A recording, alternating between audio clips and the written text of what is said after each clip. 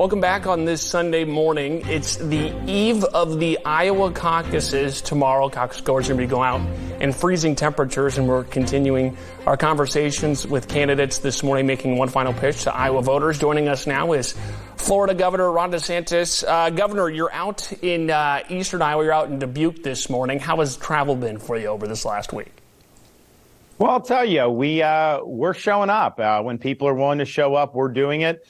It's not often you find a lot of Floridians coming north in January, but particularly during a blizzard. And yet, not only are we going out doing events, we've got a lot of people that have traveled from all around the country on their own dime just to be able to knock on doors or make phone calls to talk to Iowans about why they think I should be the next president. So we've got a lot of incredible energy.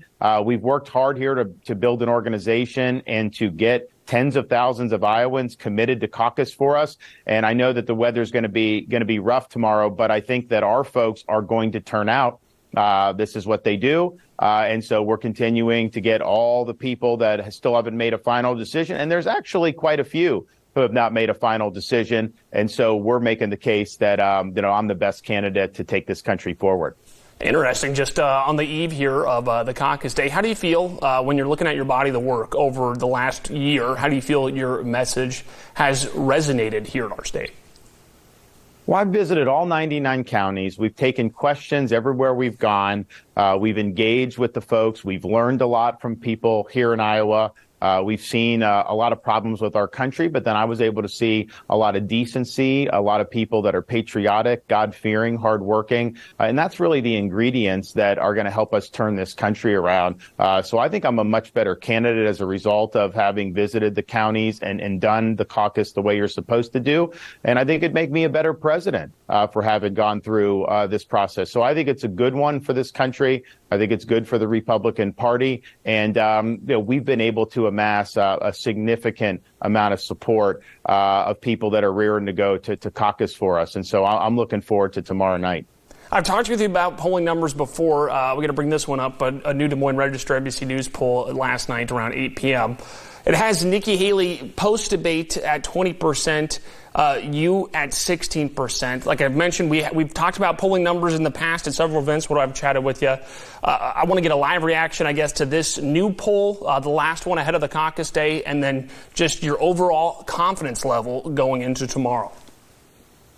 Yeah, look, I think a lot of the Iowans, they just roll their eyes at these polls. I mean, the idea that you're going to know in a caucus with negative 20-degree temperatures what that electorate's going to look like. You just can't do it. And so it's basically shooting into the wind. What I know is that we have tens of thousands of people that are locked and committed for us. We've built out the organization, and we know that there's going to be people that are going to make decisions at these sites, and we have all the folks organized there to be able to give the speeches and do what we want to. So we feel great about where we are. I don't think that the polls have typically done a good job, certainly in any race I've run. I mean, I've been down big right before an election and won before. So we're doing it right. Our voters are going to turn out.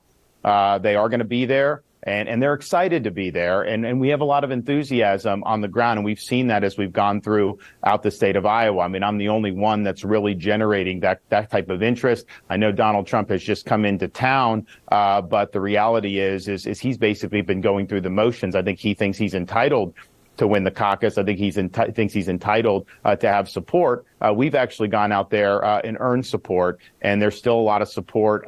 People are making final decisions even today, and we're in a great position to be able to capture that.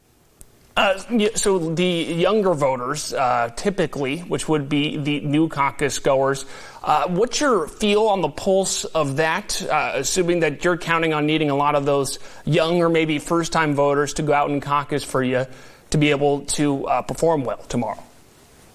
Well, we definitely have that. I think if you look at parents with kids, we're the runaway favorite here in Iowa and really amongst Republicans across the country there because they've seen what we've done in Florida to stand up for parents' rights, school choice, curriculum transparency, fighting things like the gender ideology in the schools. And then I'm a dad with 3 young kids as well. So I think that they really relate to me as a candidate for that. So I think you're going to see a lot of those folks for sure. I also think you're going to see some of these younger, the high school, the 18-year-old high school kids, the college kids. We've had a big following at a lot of our events where folks are coming out. I mean, I was just in Northwest Iowa. We had a lot of folks from the college there. So I think you're going to see that. I think that's very difficult to predict with like a telephone survey. But I think what we've been able to do is we've been able to get folks that are part of our organization committed to caucus, signing these cards, going door to door, letting us know that they're going to support us. So that's really, really good. But I do think parents with kids, I think are going to come out in pretty significant numbers and probably more so than they have in the past, and that'll benefit us. One last question for you. I know you're heading out to church here quick on the Sunday morning before you get going with your campaign events today. What is one thing you've learned? You've been governor in your second term here now, too. What's one thing you've learned about this country stumping through Iowa over the last year? Well, I think that in spite of all the stuff we see, all the smoke, all the nonsense, the things that we shake our head at a daily basis, underneath all that, in a place like Iowa, you do have the bedrock values that make this country unique. I mean, those are still alive and well in a state like Iowa. And I think they're alive and well throughout most of the United States. It's just that's not always what people are seeing.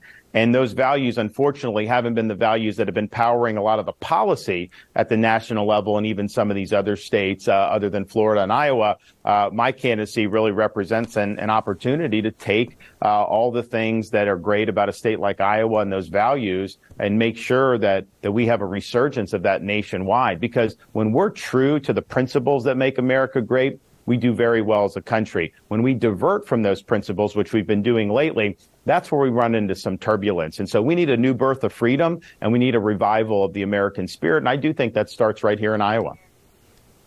All right, Governor DeSantis, thanks for taking the time being with us this morning. Safe travels today, and best of luck to you tomorrow. Okay, thanks so much. All right, we'll be right back with more when Today in Iowa Sunday returns.